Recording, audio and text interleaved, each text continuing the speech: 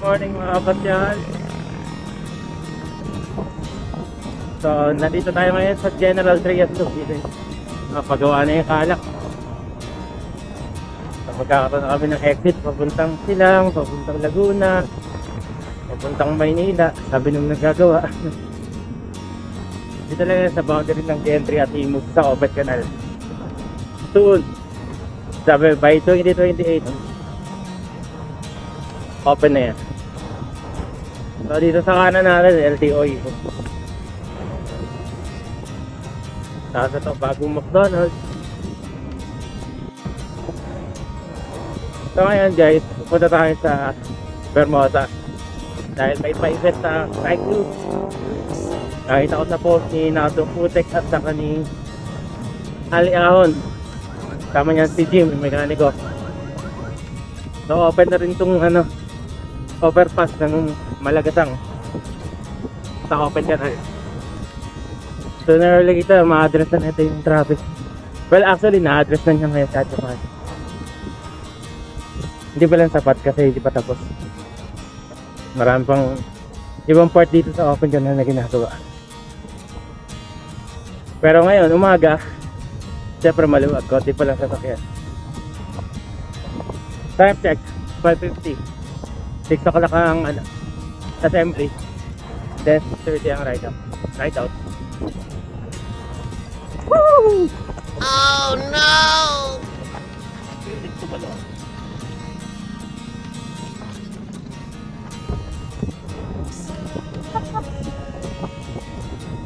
Alright, district flyover na. Ako na ulit. Pagpagising ng dugo, pampapuka ng baga.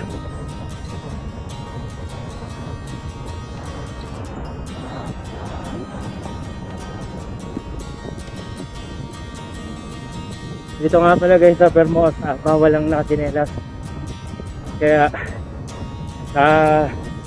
may reel tayo ngayon na upload parang truck para makapasok tayo.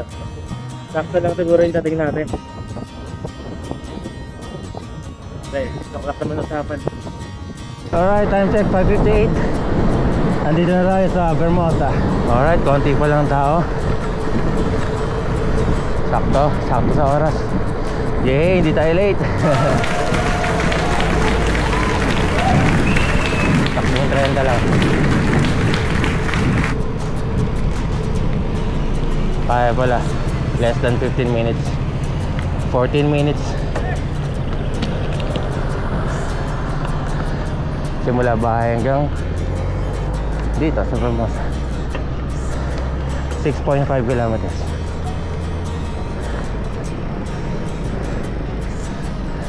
Good morning. Morning Mama Sir. Morning. Ha? Ano ba yan? Yung matabang. Checklist ang Grabe yung ano nyo ha? Yung North Luzon look nyo ha? kilala mo nga ako, Master. Oo. Master. Yung Bino. Kasama kayo dito, cyclist? Dari pa yung namin nadali nyo yung nakaparada. Oo, ano nga? Ganun lang. Ay, naputol yung manibela? Putol yung manibela, oh. Pero yung Nakadali ngayon. Yung isang MTB ito. Saan tumama? sa motor. Sa motor, tapos lang. Tapos buti ganun lang ano. May sugat ka? Ang ginagawa ko Paano ka mag-bike niyan? Ano yan? One hand? Bibili na lang sa ano, sa cyclist. May pangalan ba yung team nyo? Right away. Rider Squad. Long Long Riders. Squad. Shout out sa Long Riders Squad. Paalala Master. Kaloy. Si Master Kaloy. Malin. Don, Buena Vista. Dan. Alright. Mabuhay kayo hanggat gusto nyo. Master, katabi na nga lang dito sa Alright, let's do this. Come on. 6:29, so on time. 6:29, right on time. Tapos si sir, napapanood ko lang to sa Facebook eh. Thank you pa. Salamat sa mga tips. Ay, wala akong problema yan. Ganun, madami-dami pa ako kami maap.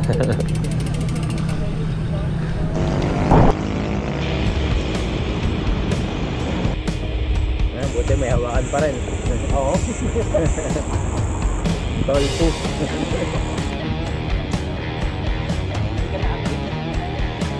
Kaya dito lang short ride kasi.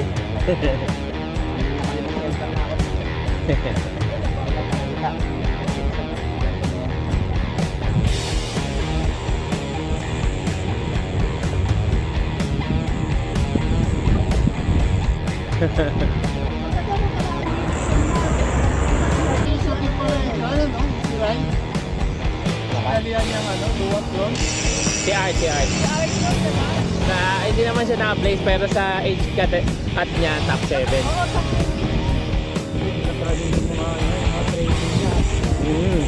Ang sipag nun.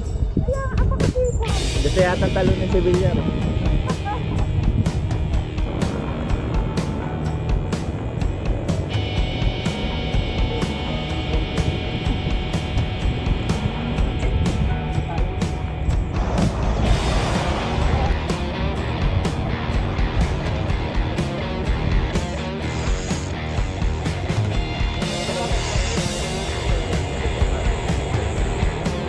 Walang tali tayo.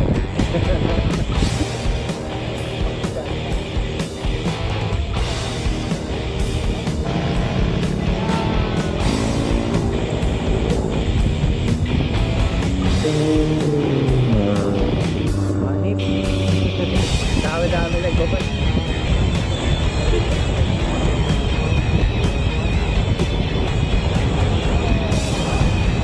No. Lesong na nagpatrangko ba?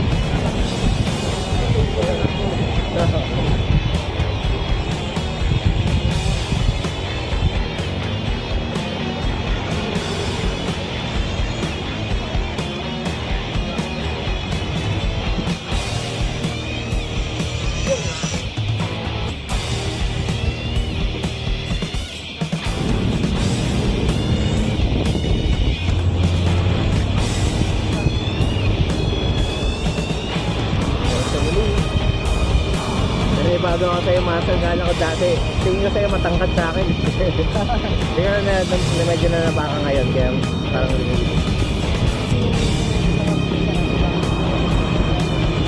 day lang ah. Bike ko na lang yung tamang ganito lang yun. Malapitan.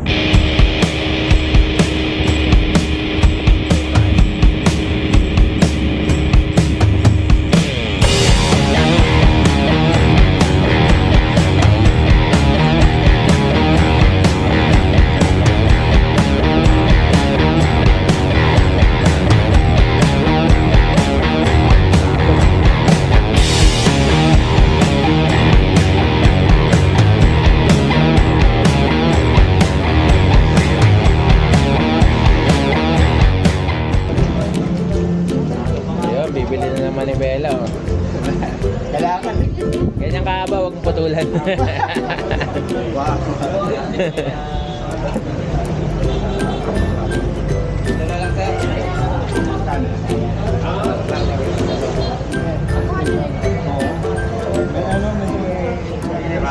Question and answer mamaya.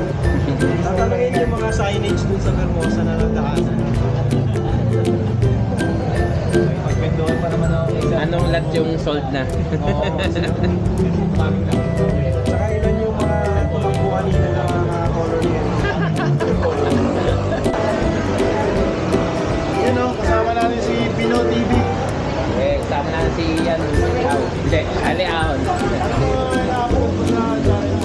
Mga pasyal rides, mga long rides na syempre yung kung ano yung masaya sa ride, yun ang pinapakita namin. Hindi kami competitive na mabilis. Kung ano yung ginagawa nila, Master Ian How dati, si Apple, yun yung mga tinitira namin. Like yung North Dulong Loop, yung pinaka-latest namin na edit.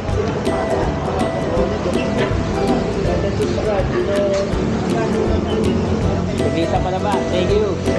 Come on!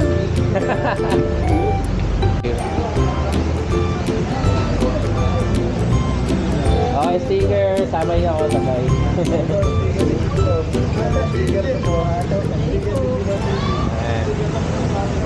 Masyado tayo sa shop para dito tayo. Thank you po. lang po kayo. Isa lang. Stickers! Isa lang para babahagin. Isa. Hari ng ahon. Dito ako sa Binidok Laker.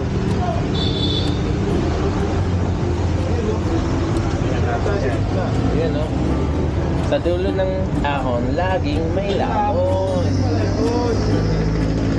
Pahingin ako niyan, meron ka ba? Ano ba yan, channel mo? O trip mo lang? Trip lang. Ang haba eh. Ano lang. Moto ba yan? Ang haba eh. Ito yung mamaw na matakaw eh.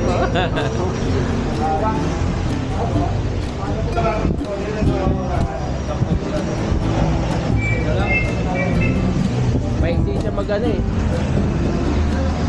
Ayun o. 5. Ayun, 5.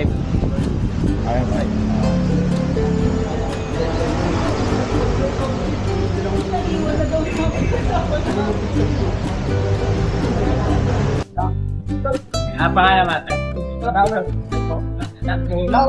Dawe, shoutout kay Master Dawe, nanonood daw dyan.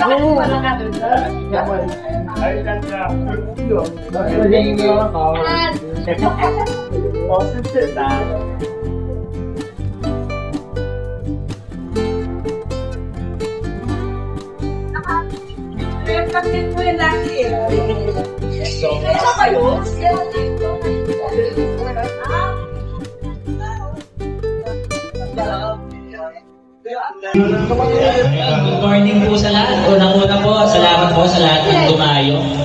Sobrang nakakatawa po na daming pumunta kahit na ano po,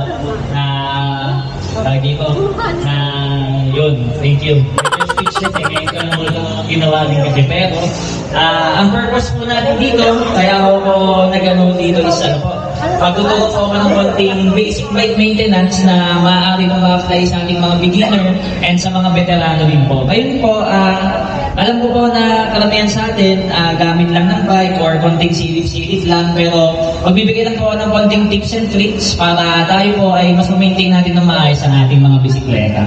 Ngayon po, magsimula po tayo sa basic bike maintenance. Meron po, actually hindi po sa akin talaga na yung term na to, pero yung pong M-structure. So ano pong ibig sabihin sa M-structure ng checking ng bike? So sa pag-check po ng bike, magsisimula po tayo sa unahang gulong, so vertical na gano'n. So from gulong po, then up, dito po sa ating mga stem, i-check po natin kung lahat ay ano po, kung lahat ay tuwid, lahat ay walang alog. Ngayon po, ang ginagawa ko po sa ganito is make sure na lahat po ng ating mga pyesa, pag na-up, walang gagalaw. So regardless po yan ng kung shifter man, kung itong levers, or itong stem. So itap lang po natin ng konti, dapat wala siyang magiging alog or pwede yung kung naglaw ng konti, yan yung ng konti. Para maramdaman na natin kung meron siyang alog. So kung meron po tayong maramdaman na konting alog, maaari po natin itong bigyan agad ng pansin para maiwasan ang mga aksidente sa kalsada. So, kung natap, yun po, konting alog lang ng konting tapik. Ngayon, sa mga preno, ganun din, no? Pwede natin i-alog-alog ang ating mga preno para hindi po siya, sure natin na hindi siya maluwag. Then sa rotors po, actually, nung beginner po ako, isa to sa, nagulat ako kasi bigla nawalan ako ng preno. Pagtingin ko po pala, yung rotors po natanggal na. So, paano po natin mag-check ng maayos kung ito ay walang alog? Simple lang po, hawakan natin yung dito sa part na to din, i-alog-alog lang natin. Pero keep in mind po, huwag natin hawakan yung rotor ng ating kamay dito sa part na to. Kasi mag-accumulate din yung oil, pwedeng mahumina ang ating preno. Ngayon, yan po yung mga basic na mga check natin sa una nating line ng letter M natin. So, last din po itong sa unang gulong, i-check po natin kung meron siyang alog. Ngayon, ito po wala. So, pag wala pong alog, okay. Then, kung meron, din po natin ma-check din agad. Then, same din sa skewer. I-check nyo kung maluwag ang skewer nyo o hindi. So, dito, ang basic ko na ginagawa kong guide is pag magsasarado po kayo ng skewer, dapat medyo may konting prensya sa pagsasara. Hindi naman ito kailangan na sobrang bigat, hindi rin kailangan na sobrang luwag. So, saktuhan lang, hindi ko na, pag itinulak niyo po itong skewer, parang ito, demonstrate ko. So, ito masyadong matuwag kasi kayang yan ng konting pagsasara. So, incremental lang po, i-adjust natin ng konti. Then pag yung niya, hindi na nagdo-konti pang pwersa yan, tulad niyan. Okay na mo yung sa sikip nun. Then i-check nyo po ulit kung meron ano. Yan po yung first line ng M natin. Sumunod, dito naman po, pa-M eh.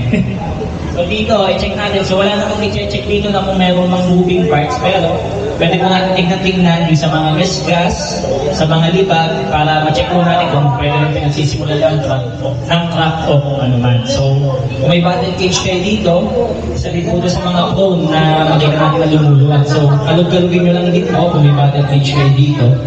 So, ito wala, pero i-show natin na meron. Pag may alugod, hindi siyang yung nakikita. So, ayun, nasa na tayo, nasa malapit na tayong makabulot. Kaya po, pagdating naman dito sa baba, syempre, pinakamalaga is yung clamps. Ganun lang din po, simple lang din. Kalug-kalugin nyo ho, dapat wala siyang galaw. As in, zero day dapat siya. Sa SD, okay lang din naman na meron. Or kung may SD pa kayo, kasi lang yung sa atin makalamba. Check nyo lang din po yung lahat ng yan, tsaka yung pedals kung may ano. Ngayon po, rule of thumb na lagi kong ginagawa pagdating sa mga clamps is lagi po akong kumukuha ng Allen key o kung ano man kailangan yung tool. So sa mga ganito, 14mm po yan na hex socket.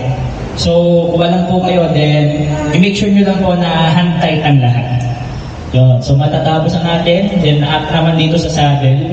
Then pagdating dito sa saddle, ito po lagi nyo pong i-check kasi isa po sa mga vital sa ating fitment sa bike.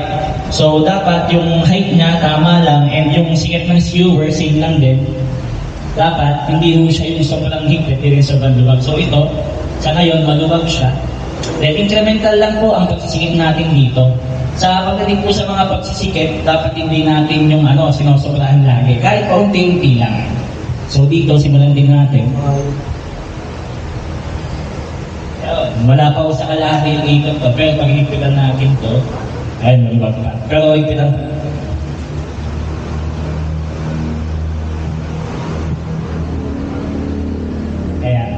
so, anytime na mayroon na siyang kailangan ng konti pang pwersa, okay na po yun. Then, check din natin sa saddle kung okay naman dito. Then, ang isa po sa pinaka-vital is yung likuran natin. So, makomplete natin yung M, nasa tayo na gano'n. Ngayon po, same lang din sa unahan. Check nyo yung calipers kung may check ang rotors. Then, i-check natin ang ating shifting. Ngayon po, isa to sa mga tricks na ituturo ko. Pag wala ho tayong bike stand or nasa kalsada tayo,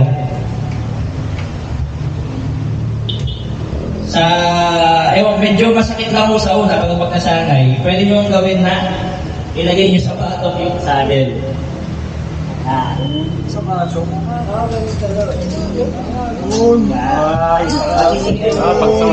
So masisilip nyo po dito mabuti kung may value ba shifting dyan.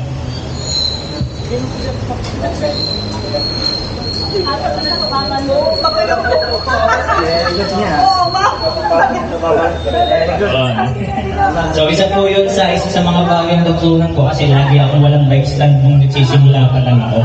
Then standard checking, check natin mga bolts, check natin kung may ba ang mismong wheel set. Then dito, wala naman. So, after nun, final checking po is i-check natin ang ating sarili. Tayo ba ay nakapag-warm up na? May tubig na ba ang ating mga bote? Mayroon pa tayong mga baon na pikpal? Then after nun, enjoy the ride na lang din po. And yun lang. Sa lahat po ng may tanong, sa lahat ng mayroong gustong malaman or specific na tanong, tanongin niyo lang ako ngayon dito. Thank you po. Sana po sa lahat nakatulong sa mga beginners natin, sa mga veterano. And yung ginawa po natin is basic lang talaga yun, as in most basic of the basic. Pero naniniwala po ako na isa to sa mga pwede natin pagsimulan para maging curious tayo, para malaman natin kung paano gumagana yung ating bike at para mas ma-enjoy natin yung ating ride. Yun lang po, maraming pong salamat. Shout out po! Bino TV, yon. Subscribe na po kayo kay sir. Thank you, sir. Simulan na yan. Ano pa inaantay nyo? Wala na yung pansit press mo. Promise. Uli-uli. Kakain na tayo! May pansit to. Minsan naman kailangan sumakit Kahit yung joke bako na. natin. Kimo! Happy birthday yan. Shoutout sa'yo. Kilala mo ba yun? Nasa tintong yun, no? Yun! Yung ayun naman yun. Kain na!